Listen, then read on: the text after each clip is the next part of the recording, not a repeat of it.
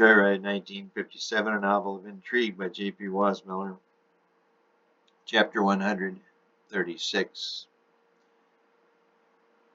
Come on, let's go down to the bay, she said. The two hopped in the ranchero and drove the few miles down to the town of Bodega Bay. They parked by the general store and restaurant and went in. The two each sat at a booth after ordering a Coca-Cola and sipped away, staring out at the beautiful bay. Angela noticed a large number of crows sitting on a phone wire running across the parking lot. "See all those birds, James?" She pointed. He saw them and then looked in the other direction toward the bay and saw maybe 50 seagulls sitting on a rock fence. Strange, James thought. The two kept sipping on their Coca-Colas until they were gone and ordered two more. They also ordered some food. James had fish and chips and Angela the chicken basket. As the two were chowing down, they both jumped at a loud sound. The two looked toward the window next to them and noticed a large crack in the window. Looking down, they saw a white seagull laying dead on the street just outside the window.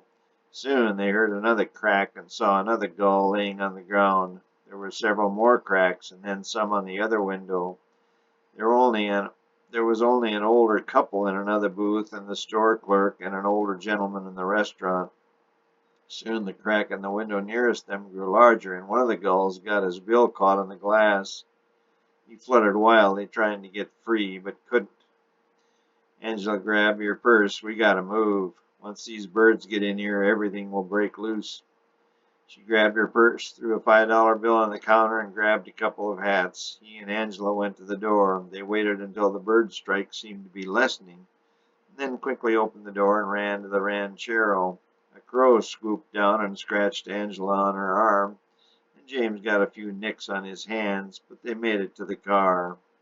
Fortunately, they hadn't locked it, and both slid into the seat and slammed the door. Unfortunately, a big white seagull got into the driver's side through the open window. It pecked on James' left hand, but he grabbed it by the neck and threw it out the window, and quickly rolled up the window.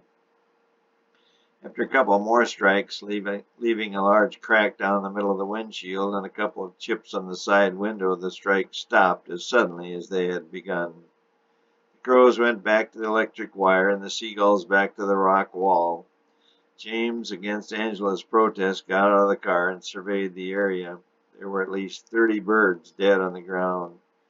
The people in the store now got in their cars. The store clerk was out in front talking to the town constable. James went up to them. "Has that ever happened before?" James asked. "Not here," the constable said, "but it's taken place in a couple other areas. Monterey, I think, and Morro Bay." "I think in England," the clerk said. "Anybody know why?" James asked. "Nobody knows. It's so random. One guy from the University of San Francisco thought the birds might be sick, but none of them looked sick." "Just crazy," the clerk said. "I read a story about something like this happening in Europe somewhere." "You remember where?" James asked. "Maybe the Riviera, French Riviera, England, I don't know," he said. Just then the three noticed the birds were starting to chirp a little louder. "Well, better get back inside," the clerk said. James headed back to Angela and the ranchero. He kissed her and started the 292 cubic inch V8. The engine roared to life. James depressed the clutch, shifted the column shifter into first gear, and very slowly crept out of the parking lot in the pretty little town of Bodega Bay.